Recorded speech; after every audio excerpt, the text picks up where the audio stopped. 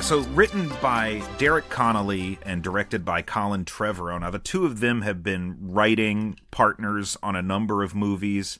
Like all three extant Jurassic World movies, they were writing partners on, and Trevorrow directed the first and the third one.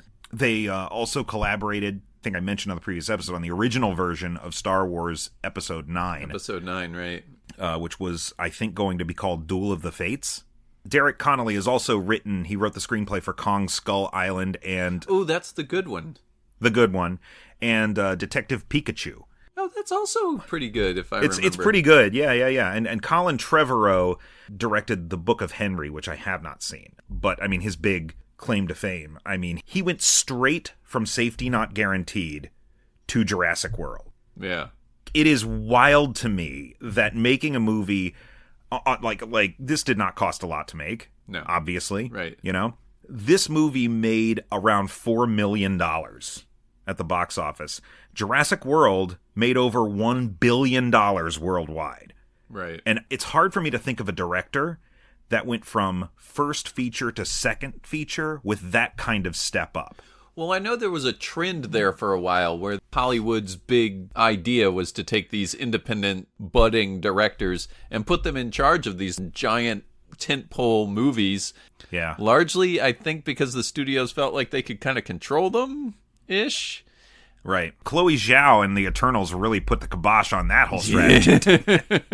Marvel Cinematic Universe saves us again. The only one I could think of that was remotely close to this in terms of just going from early movie to next movie would be like Shyamalan, because like Sixth Sense was like his third movie or so.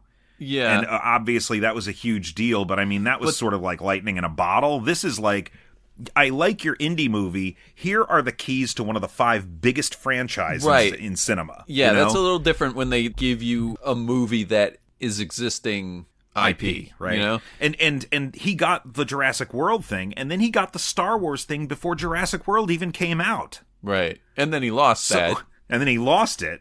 Yeah, I don't know if you've ever looked into what some of his ideas were for Episode 9. I think somebody read the script online or something to me. I kind of had an idea of it. Would it have been better? I mean, I can't believe it wouldn't have been, but there were definitely ideas in there that were pretty cool. Right. Like the giant baby head on Mustafar with the spider on top of it. I don't know if you saw that. It's called the Eye of Webbish Bog. It is a fucking scary goddamn thing, man. Well, you know... It's so scary. Yeah. It's better than playing it safe. Giant baby head with a talking spider living on top of it. In the lava. Mustafar is the lava planet. Yeah. No, I was going to say it's better than playing it safe. Yeah. But then again, kind of feel like Rian Johnson went out there with it a little bit, and he got the backlash. So he got his hand slapped, but I mean, not by us. Right. We saw what you did, Ryan. We love you for it. The two of us on this side of the table. Yeah, right. Yeah, we're good. Yeah. We're good. Yeah. So anyway, Safety Not Guaranteed. 2012, it was released. It stars Aubrey Plaza as Darius Britt, Mark Duplass as Kenneth Calloway. Now, Mark Duplass was Pete on The League. Jake Johnson as Jeff Schwenson. Jake Johnson, of course, from New Girl. And the really underrated movie, Let's Be Cops. I just want to throw that one out there, too. Don't know that movie. Also in Jurassic World. That's right. He is in Jurassic World. They must have gotten along real famously on this movie. Karan Soni as Arnau. Now, do you recognize him? No. Okay, he played Dopinder in the Deadpool movies. The cab driver. Oh, okay, yeah. Okay. Yeah. Now that I know that. Marilyn Ricecube, who plays the editor of the magazine Bridget. Now, she was also Chloe O'Brien on 24. And, of course, Kristen Bell as Belinda in the movie. And Jeff Garlin, who we will largely avoid talking about. I actually have a Mr. note Brett. on him down here, so... Oh, so we will bring him up at least once. Mm-hmm. But it's not going to be in this synopsis. But I think I mentioned this before, but it bears repeating. Back at the height of Movie Pass, it had a Movie Pass, and it was so that you could see anything. One of these days, we're going to be telling our kids, they had a Movie Pass, you see? And it was called a pass. And you had a pass to go see any movie you wanted at any time. For okay, a mere Grandpa. $10 a month. and you could see anything. Mom, Grandpa's telling the stories again. Hey, when I start telling stories, they're all going to come running and Run gather around me like the radio. My children. Listen to me talk about MoviePass. And MoviePass is fucking interesting story. It really is. That whole story is bonkers. And the money that they threw into that, it just... It has the same economic foundation that maybe Funke's approach to the banana stand was. Well, this is the cash drawer. My dad's going to come by at the end of the weekend, and the number of bananas has to match the amount of money in here. Oh, so it all has to even out? Exactly. Easy. Banana. Buck. Banana. Take a buck. Right. Take $1, throw a banana in the trash. Yeah. Take $1, throw a banana in the trash, you know? Yeah, so that you're burning... To balance the books? Yeah, exactly. So you're burning it at both ends. Mm-hmm. I mean, I really could talk about this for a while, but it was like the guy that basically got Netflix off the ground who just spent a shit ton of money, just burned money getting Netflix off the ground. And then, of course, it blew up and it took off. And he thought, I guess he was just trying to follow that same model and just lit millions and millions of dollars on fire. It's like, now, to the investors, like, now I have to let you know, you will be losing substantial amounts of money for a decade. Yeah. But after that, trust me. Anyway, I urge anybody to look into that. It's an astonishing story. But point being, when I had my MoviePass and I was taking them for everything that they were worth by going to a movie like every week, maybe twice a week, turned out these smaller ones that we were just talking about were the ones that I really ended up enjoying the most. right. They're the ones that I wouldn't have seen if I didn't have the MoviePass. And I think if you're looking for an altruistic view of MoviePass, that was kind of the idea, was to sort of keep people in theaters to see these movies that otherwise wouldn't be seen on the big screen. Yeah. So Sure, I mean, like, sure. if you Movies like Bring Her Back, which is really good, or Friendship, A24's new movie with Tim Robinson, or Thunderbolts. Yeah. Movies that nobody's seen. right, but it turns out everybody just wanted to use it to go see Mission Impossible 6. Yeah. I like it, so it just went under.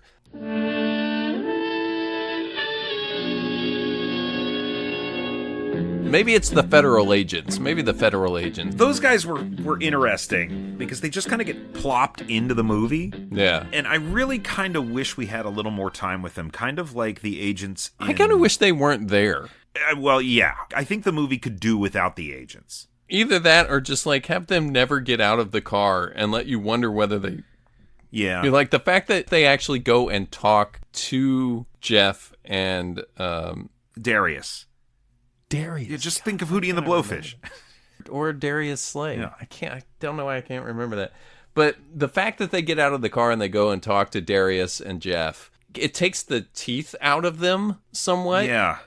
And they don't act the way they should act in the circumstances that they are supposedly investigating. I will tell you what. If they are truly federal agents tracking somebody that they think might be a spy, they're not just going to leave their card with these people. Right. Are you sure it was him that broke into the medical research place? Like, you've evidence? We're confident. He hasn't been back to his house in the past 24 hours. Give us a call if you hear from him. Will do. Thank you. Thank you. So, what's your story about? Oh, the story. I don't know anymore, actually. Yeah. Like, Yeah. well, call us if you see something. That's like something off Law and Order. Right. You know, that the detective leaves with the guy that's unloading the fish truck. Well, nowadays, Kenneth would have already been in El Salvador. But... God, let's. But anyways, If there's any reason to time travel, let's get the fuck out of that's here. true. But this was the most jarring moment in the whole movie for me, was when the perspective suddenly shifted with no warning to the two agents in the car. We hadn't seen them before. We knew that he had mentioned that they were following him, but there's a scene with just the two But of at them. that in the time, car we thought talking they about could have it. been full of shit. Right, you know? yeah.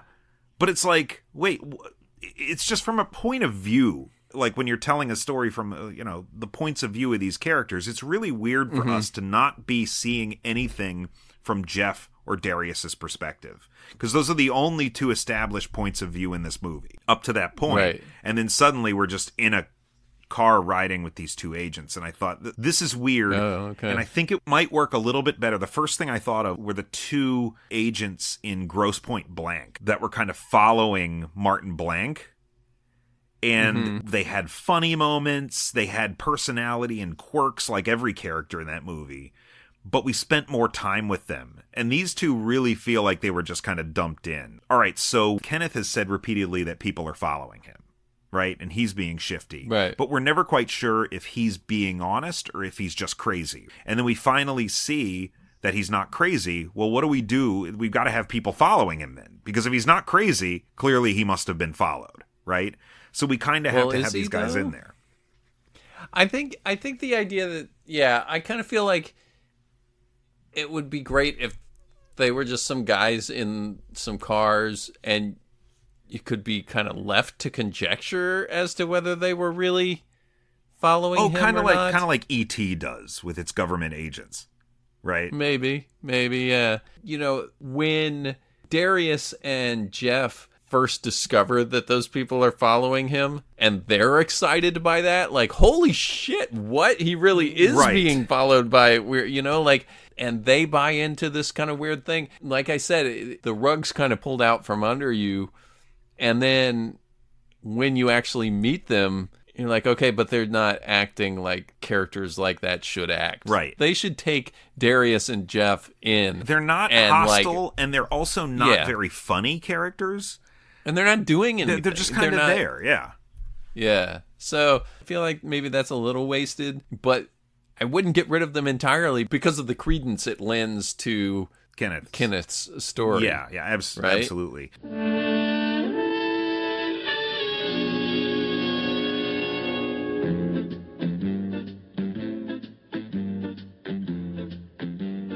Yeah, when he's talking about going back in time and what you can and can't do, he's like, you've got to be respectful of the timeline. You can't make all these changes. You can't just go back and use it for selfish gain. And the examples he gives are... Oh, yeah, I just jotted those down myself. One of them is purchasing a bunch of Star Wars figures and leaving the box and then revealing the Konami code before anybody else knows about it. Which is That's a video game reference that even I get. That's Brian. Amazing. Yeah, I mean, the Konami code is the code of our youth, Yeah. It was like in 2002, Hot Topic started putting it on T-shirts. That's what it was. Well, there were two of them, though, right? There were slight variations, depending on the game.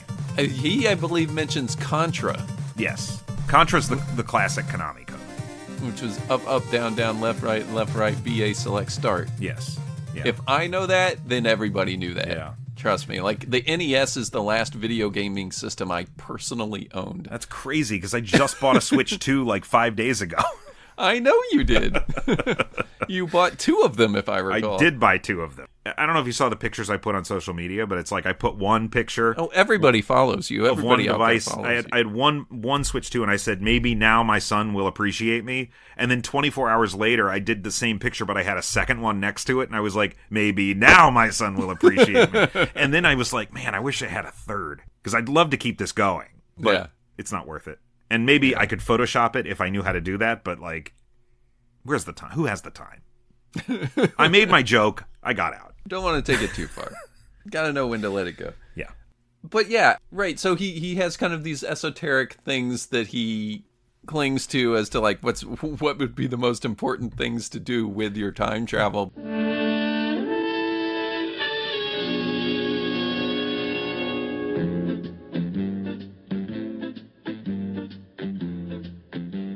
I had a lot of fun with this one. It's a really fun movie. It's a good movie. It's a like, breezy movie. It's not none of the. We talked a lot about sort of the arcs of these characters and how they are similar and how they're different. And I think a lot of movies, especially indie movies, come off as pretentious because they try to withhold a lot of information from their audience or try to like compel you to dig deeper. This movie wears everything on the surface. You can't watch this movie and not come out of it thinking, well, I don't get what Kenneth's deal was.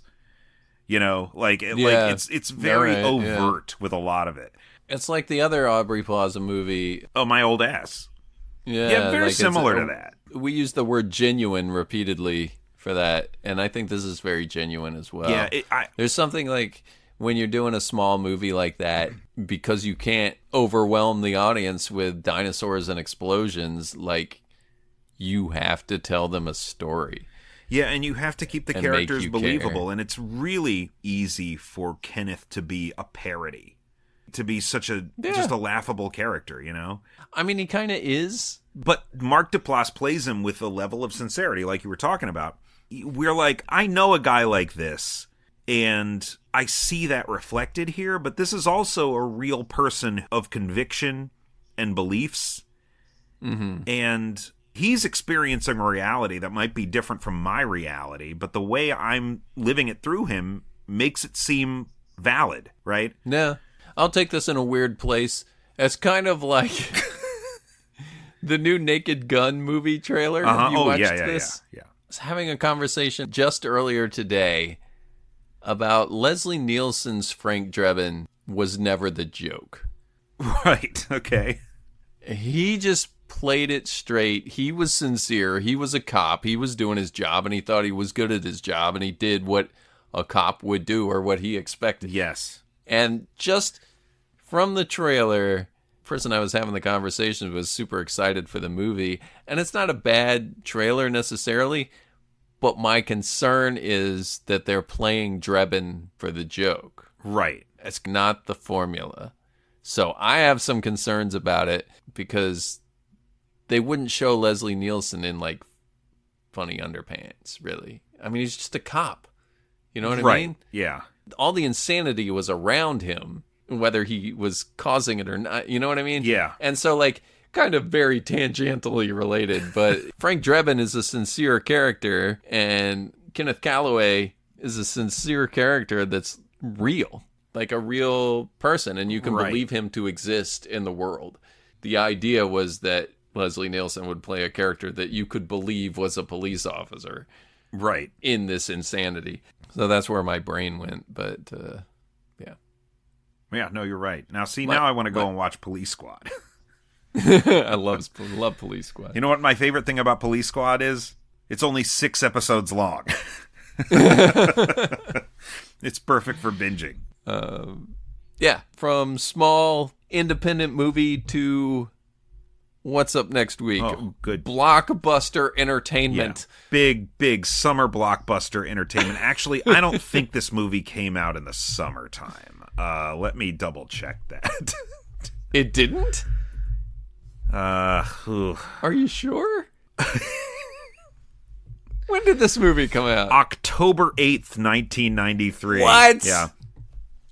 Oh my god. I saw this shit in the theater, man. Me too. I did too, I think. Probably. That's crazy. It is crazy. I mean, it's... This has all the markings of a summer movie. And it's a Stallone flick. Wait, when did Speed come out? Speed came out before this. Speed was definitely the summer. Because Sandra Bullock is in this movie, too, and I just want to know when Speed came out. This was after Speed. Yeah, right? Yeah.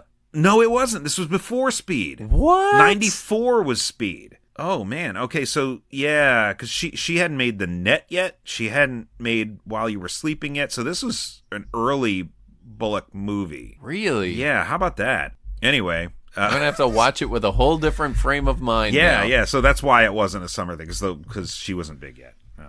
I mean, honestly, it probably would have been a summer thing if it was released like a year later. But anyway, it's Demolition Man, guys.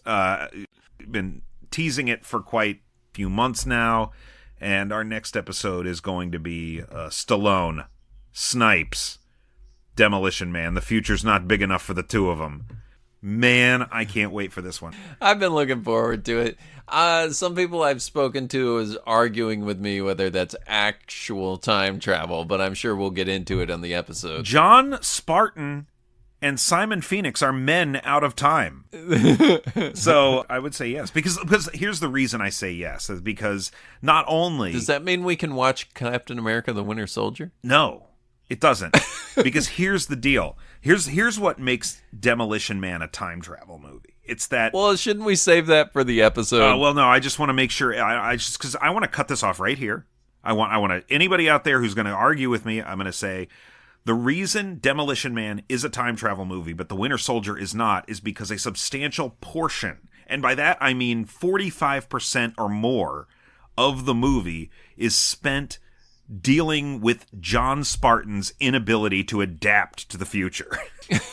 Like, if we're spending most of the time dwelling on the fact that this man is an antique and he can't fit into modern society in the future, you got yourself a time travel movie. He's a time traveler. All right. And that's most of the movie. Everything everybody remembers about Demolition Man is the moments that he tried to... I can't even say tried. He didn't really try to integrate. He had questions. Right. So, yeah.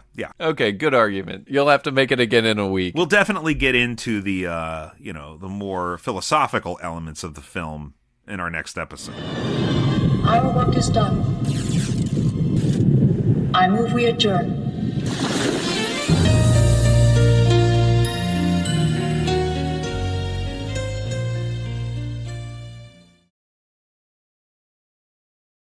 When my belly starts a rumbling and I'm jonesing for a treat, I close my eyes for a big surprise, the tender crisp bacon cheddar ranch.